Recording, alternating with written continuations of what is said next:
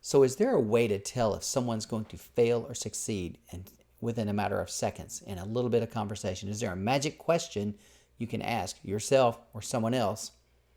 And depending on that answer, will determine whether they're going to succeed or fail. There's a way to do that. Stick with me and I'll teach you exactly what that is. First, let me tell you this. If you don't know Dan Kennedy, get to know him. Google it. Start absorbing in his material. I have had so much success with his direct response marketing, okay? Both offline and online. If you're not in business, you need to know this information. It'll save you thousands of dollars and tons of headaches.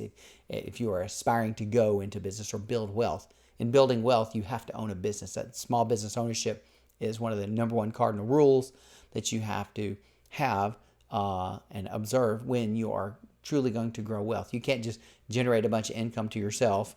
You know, that's possible, but then you get taxed like crazy, right?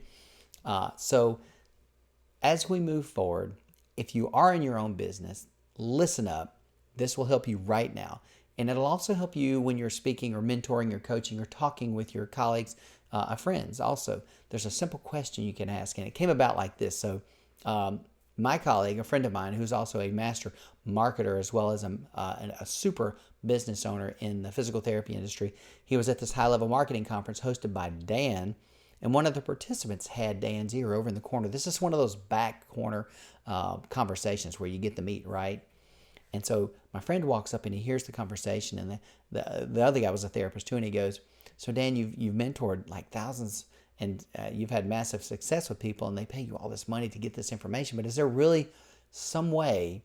Is there like a way that you can tell just by talking with them, are they going to succeed or fail?" And Dan, without hesitation, said, "Oh, absolutely."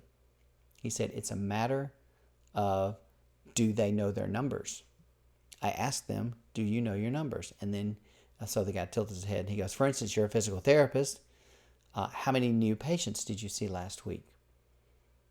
Okay. And so online, that would equate to, how many leads did you generate last week? How many leads did you generate last month? How many sales did you generate last month? How many sales did you generate last week?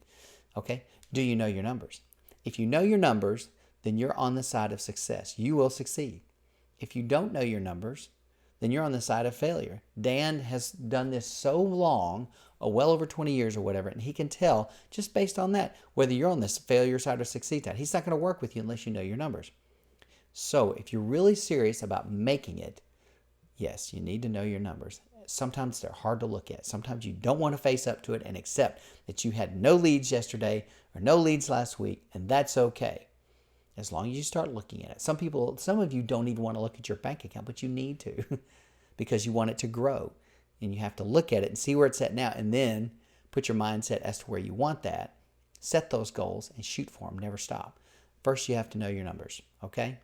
And that is a cardinal indicator of will you succeed or fail. That's it. Know your numbers. This is Dr. Wade. Have a blessed day. Take this information, apply it, run with it.